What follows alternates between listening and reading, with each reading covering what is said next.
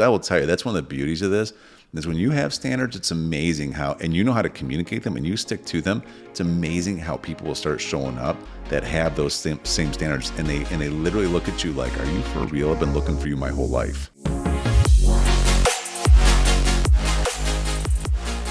Hello everyone, we are Greg and Jacquie Francis, and welcome to High Performance Parenting, where our passionate goal is to encourage you to raise champion children in a crazy world. Every week, we will bring you multiple episodes from our extensive experience of raising our six happy, healthy, successful, godly kids who are confidently equipped to win big in life. We deeply believe that any parent who is provided with the right knowledge and continual support can raise amazing kids. And when they do, all of our futures get better. If raising up future generations of absolute champions matters to you as much as it does to us, here's how you can contribute.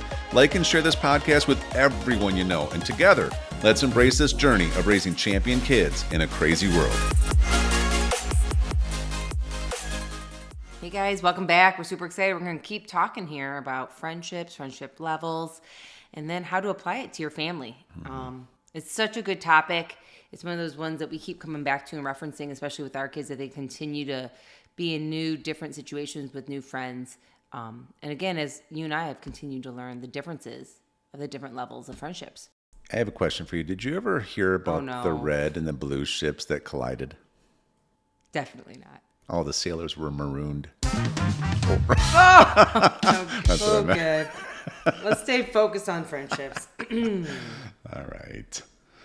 So, moving on here. What we want to talk about now is let's go through a little bit, because I think it'd be helpful for people to actually be able to do this, to understand. Like, people are like, well, how do you determine, how would you decide what's going to be like a category B, a deeper level kind of friendship? And, we had to work out some of our relationship standards over time. Lots of conversations, lots of like, let's try this. And then we were like, we need to add this in. And this is who we've grown to be now. And, so I'll go through this list here. This is our list. Everybody out there, you got to make your own list, of course. But these aren't in any particular order because they're all important to Jackie and I. But, one of our traits, one of our characteristics for someone to go to a deeper level with us is, number one, our friends need to be our friends. Mm-hmm. Right. In other words, they got to have equal respect and relational standards, but with both myself and my wife, right? I mean, me and Jackie, we're together forever, and we want friends that applaud that, they encourage that, they support that, and they even protect that. I mean, for us, our ultimate best friends, like there's a category in our family or in our lives that is the deepest level, and that is you and me, and that is our kids and us, mm-hmm. right? And nothing is really going to get within a level like that, of course. But at the same time, we want to make sure that when we do start having these friends, because they do matter, and we want our kids to embrace this as well, is that, it's our friends got to be our friends. Yeah, and that means a level of respect. For you and I, we've just made the decision that it's best that, people don't try to keep things from each of us. We are very open with each other about everything. Yeah. We share everything. And we just really enjoy knowing that our friends are understanding that really we're one. Yeah. And that, so when they come to you or me for something, we're going to discuss it with each other because mm-hmm. we're some of the best people to discuss our friends with each other with. Yeah, if somebody ever comes to me and says, hey man, I need to tell you something, I just want you to keep it in confidence, I'm just be like, okay, but just so you know, confidence to me means being my wife now, mm-hmm. right? I'm not keeping secrets from my wife. And I like people that really respect that and honor that. And I think other people would, that we would be that level of friendship with, would honor that, right? Yeah, and I think too, saying that up front makes all the difference in the world. Mm-hmm. It's never something like, yeah, okay, this one time. Right. We just say real honest, like, I understand, but I'm going to chat with Greg about it. So if that's going to be a problem, I'm probably not the person to share it with. Yeah. And that's okay too. Because sometimes people say, okay, then I don't really feel comfortable about it. Right. And that's okay. Yeah. Another big thing for us is we love our friends to be givers. We are givers. And that means in all areas of life. We believe in sharing, giving, serving, loving, caring. Yeah. And that comes in different forms. Yeah.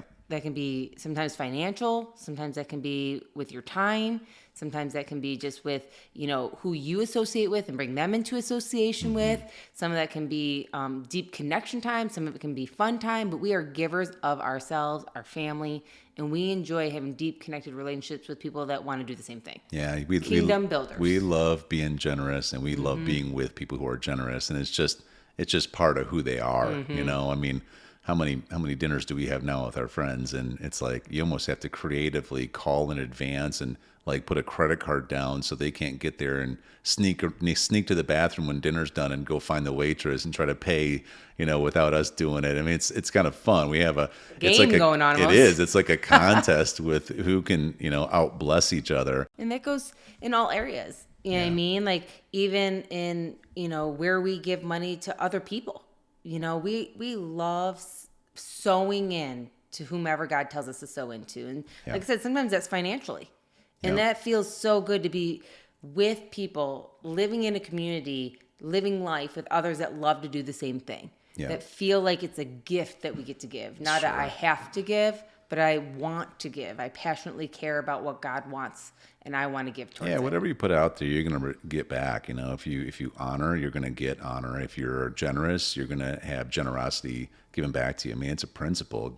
God said, you will reap what you sow. And so we like people who understand that principle. Another principle for us or standard for us is that our friends, they need to be growers. Yes, they got to be working on themselves. I mean, we spend so much time personally and professionally developing ourselves. It's just like such a part of our life that literally, I mean, one of our philosophies, I learned this from one of my friends / mentors. He said, I want to work so hard on myself that when you see me in a year, I'll have to reintroduce myself to you. Right. And I learned that, and it's like a powerful thing because there's a lot to learn, a lot of great stuff out there, and it's fun. It's fun when you have habits in place and you wake up in the morning and you're reading your stuff like I always see you doing. And, I have different, I got an audiobook in my ear nonstop. And right. I mean, we just like to be growers. So when for us to have the next level of friendships, if they're not growers, then what happens is you outgrow them in a short amount of time, and it creates a distance over time. Yeah, we want dreamers in our life. Ones that pull us to accomplish some of our dreams, and ones that we can pull to accomplish their dreams. And sometimes that means we're doing dreams together, and sometimes that means it's individual. But we're always excited to hear about what each other are doing. And that's really our fourth one, that for people to be at a next level of friendship for us, they got to be dreamers. Like they got to dream big. You know what I mean? I mean, no, they don't have to be motivated. They don't look for us to motivate them. No. They're already really motivated. I mean, they're always thinking about 5, 10, 15, 20 years from now. We're always talking about visions. We're always talking about changing the world together for the better. We're even when they do accomplish new things, we celebrate, but they don't really ever arrive because they know there's still more to achieve and to press forward, and they don't quit ever. They're always striving to become something greater so that they can do something even more significant until the day they leave this earth and go to heaven. Right. Right. Another great one for us is you have to care about parenting your children. Mm-hmm. Like, obviously, if we have this podcast going on, our heart that our children and really the next generations mean so much to us. Yeah. I've just seen so many examples where there's just parents that, for whatever reason, whether they're scared, whether they don't know how, whether they just feel like they don't have the time or they don't want to, not take the time to parent their kids. And those children are the next up and coming of what's coming in this world. And I just feel like it's our responsibility to own it and to do something about it. And if our friends don't really care about that and they just kind of are like, well, it is what it is, kids will do what they want. And then, at 18, it's not my problem anymore. Yeah, that's so not who our we philosophy. are. Like, we're so opposite of that, that it really makes it so it's hard for us to have a deeper level of, because it's just we don't even know how to concept that. You know what I mean? Yeah, it doesn't connect at all. And we're not judging. It's just like, it just would be hard to have a deep friendship that way, Yeah. Let's see. Another one would be, we really like friends to be committed to longer lasting friendships. Like we like people who they want to do life and do life big with other people. Like we like that. We like having a handful of close friends that we get to have lots of experiences, and we're accomplishing things. We know how to celebrate. And when 10 years goes by, we're looking at pictures when we were together 10 years prior and look how far we've come. And, but somebody has to be committed to that. And some people care more about that than others, but we do. Like that's a big thing for us. We want to be able to invest who we are into people, and we want them to be able to invest into us. And we don't want to just keep starting over all the time. Yeah. Right? Yeah. What you saying? Yeah. Those are a couple of ours. I mean, always it's developing more as we're developing. Mm-hmm. Well, there's another one here that is a big one, and that our friends are true forgivers, right? And because this one we have found is so needed. You know what I mean? I mean, a lot of us get taught growing up like, well, if somebody wrongs me, then, that's it. I'm done with them. And it's such an ungodly principle, Really unhealthy. And so, and the thing is, with all the other standards that we have and just the lifestyle that we live, big family, trying to do big things, kingdom building new businesses, being Holy Spirit led, just like living this adventure the kind of way that we like to. The faster that you drive in life, the more bugs splatter on your windshield. Mm-hmm. The more chances you take, the more mistakes you're going to make. And so as high performing, territory taking, dream chasing, world changing people, we're always pushing the limits, and therefore we're going to make mistakes. And there's nothing harder than trying to build a long-term friendship when someone's not a forgiver. And it's like, if you make one mistake, then probably the relationship's over. I don't even want to invest. I don't even want to be around that. Yeah, right? it's something that doesn't even resonate with us. Yeah. Because we already all know we're going to make mistakes. Yeah. And so which one causes you to not want to be my friend? That's so stressful in life. Yeah. That's just too stressful. And again, it goes back to, because of these being our standards, that's how we teach our kids. Yeah. Just to kind of bring it around again. We have helped our kids have standards for their friendships and the different levels of friendships they have also. Mm-hmm. And that way it makes it a little bit easier when situations happen with quote unquote their friends. We can explain to them, well, what category was this friend in? Yeah. And I think that's what's helped a lot, especially as the kids have gotten older, explaining to them situations that, they don't plan on being in sometimes. Yeah. I've had kids come home from school stuff, sports stuff, whatever. So-and-so, was not nice to me. They wouldn't let me sit with them. They said I'm not welcome. They didn't want to be my friend. They were talking nasty. They were not includers. Yeah. Whatever it may be. And that's part of life. I mean, we can't control everybody else's kids, mm-hmm. right? But being able to sit down with your kids and say, okay, well, let's talk about this. What are some of the standards that we have for your friendships? What are some standards you have for your friendships? Sure. And helping our children understand the value of themselves. So when those situations come up, they can think to themselves, this isn't a big deal. Yeah, I mean, just having relationship standards to begin with and actually taking time to think them through and actually be intentional about it lets our kids know that you're valuable enough to actually be able to choose the right friends and not have to settle for the wrong ones.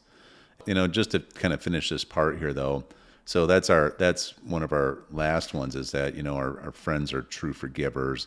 We have a philosophy. We've talked about it a little bit in the past on some of our podcasts about how, and if somebody did make a big mistake, how do you handle it? How do you handle it when you have a real friendship? And it's reminding them of their greatness, helping them overcome the failure, and then reminding them they can be better leaders than they ever could have been prior to. And it's so powerful because, that whole concept of if you ask for genuine forgiveness after we've had some kind of a situation and you really can restore the standard where it's like it never happened, like there's not some kind of a log being kept of the wrongs you've done. I mean, it allows you to really move past. I mean, we've experienced it. I've had really, friends that have become very close to me, and then we've had some differences and some hurts in there, and it was real, like it wasn't fake. But you know what? Over time, we worked it out. We kept pressing into each other, even though it was challenging. And then it came to a point of like genuine, like asking for forgiveness, and there was genuine forgiveness, and we've let it go. We've never had, and honestly, we're stronger because of it ever since. And there's something powerful in that. And I think that when you're establishing intentional friendships that you're trying to have as a deeper level, I don't even know how you're going to be able to do it if you don't come up with some kind of philosophy of how to handle conflict and then how you're going to handle forgiveness, because it's going to be needed for a long-term, lifelong friendship, right? Well, of course. I mean, if you're going to have a lifelong one, it will matter. Yeah. That's why it's so important up front to understand what your standards are so that you can each remind each other when somebody doesn't fit into maybe the different levels, so when somebody is not doing some of the things that you would expect in a level, B or C friendship, you can remind yourself right now, they're really comfortable in the A. Yeah. I can't try to make them something they're not, and I think that's a really good point because so many times if we don't have enough relationships built, we try to put friends in levels that they don't really want to be in or that you wouldn't So easy to choose do. had you not gone out and made other connections in other ways. Yeah.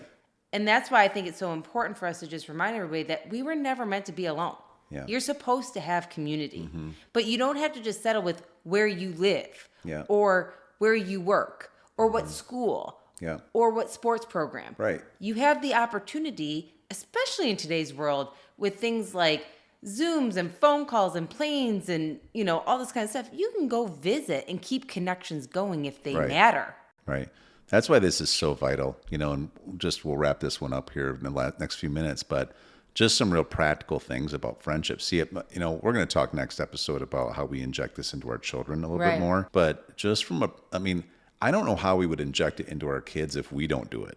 So for those parents out there, if you don't take the time to really get intentional, and really put some action items behind this topic. In other words, number one, get really crystal clear on your standards that you're going to have. What will you demand in a relationship? What can you do with? What can you not do without? And what will you not tolerate? Right? You got to set that up, and then you got to exercise. And then what you do want, you got to be intentional about starting to exercise what you do want. If you want friends that are very kind or very responsible or very respectful or very responsive, then you have to model that, right? It's like you set your standard, even though the standard seems like, man, maybe I don't know if these people exist. And then what you do is you start working on you so much that you can attract these friendships mostly by modeling what you're trying to attract, right? Yeah, I think that's one of the important things. It starts with you. That's the biggest thing there, is that you have to start with the standards. You have to apply it and then see who is attracted to that, who wants that in their life, and then you can go deeper. Right. And then number two, like a practical thing, get rid of the anchors in your life. Yeah, I have that written down too. Oh my gosh. I think, we should every 6 to 12 months kind of evaluate with some of the key people in our life. Are they an asset or are they an anchor? And I know it can sound almost a little bit cold, but the reality is one of the things you'll really realize from this is that people treat you the way you teach them to treat you, whether you know you're doing it or not. So you have to establish, what are your deal breakers? What are you absolutely unwilling to tolerate in our lives of our friend? Like for us, it's like chronic negativity. We're not dealing with that. Dishonesty. We're not going there. Irresponsibility. Like laziness. We don't hang out with lazy people. How about victim mentality? Right? Or disrespect or not appreciating, or again, pretty much everything in our standards. If you're not a giver, we don't tolerate that.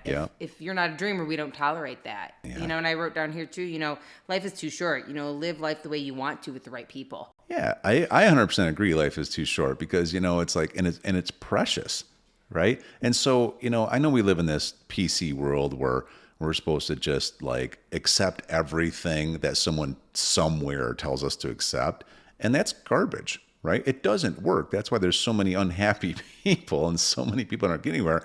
So I won't get on my soapbox about this, but at the same time, that ain't what we're doing. We are setting some standards up, and we're going to find people who also want standards. I will tell you, that's one of the beauties of this, is when you have standards, it's amazing and you know how to communicate them and you stick to them. It's amazing how people will start showing up that have those same standards, and they literally look at you like, are you for real? I've been looking for you my whole life. Well, and the neat thing about that is, as we keep ours going, we'll talk about it in the next one, is how your kids, our kids, everyone's kids, sees how you model this, and then they naturally like, oh, that's how it works. That's what I want in my life too. Yeah. I want to be able to have real friends that I can live a life with. And I get it. We're talking about, in the next one, we'll talk a little deeper, what it looks like for a 4-year-old all the way up to, teenagers. But it's just so important. I think so many times it's not always what we say, like we hear all the time. It's not just what we say, but it's what our kids see. Yeah. And if they see that we are tolerating things that don't live up to what mom and dad have always talked about, they are questioning what else Yeah. do they not understand about what we're doing. Yeah. Another actionable item is just to position yourself to almost be able to have these relationships show up. In other words, if you're looking for ambitious people as one of your standards, where do ambitious people hang out? What do they do? How do you get into those circles where there's other ambitious people? Some of our favorite things right now are like masterminds and, being part of groups that are working on big projects together. They have big visions together. And we're finding some great friends there, because they just show up out of one, they already live one of the standards we have. So it's a good starting point. You know what I mean? So just being intentional about that. And so anyways, I think we've hit this topic pretty good. It's such a big one. We could talk about this one for days, but let's take the next episode though, and let's talk about how we inject this into our children. Yeah, that's the important part. Let's move on to the next one so they can hear that. Right on. I'll have more jokes too. Hey everyone, thanks for listening and thanks for your love and support. We hope that today's episode added tremendous value to you and your family. It would mean so much to us if you would partner with us on our mission of helping parents around the globe raise champion children in this crazy world. To do so, simply take a moment to like and share this podcast with everyone in your network. And we have great news. You get more of us. You can expect new episodes every Monday, Wednesday, and Friday morning. So be sure to consistently tune in with us and enjoy our show. See you next time.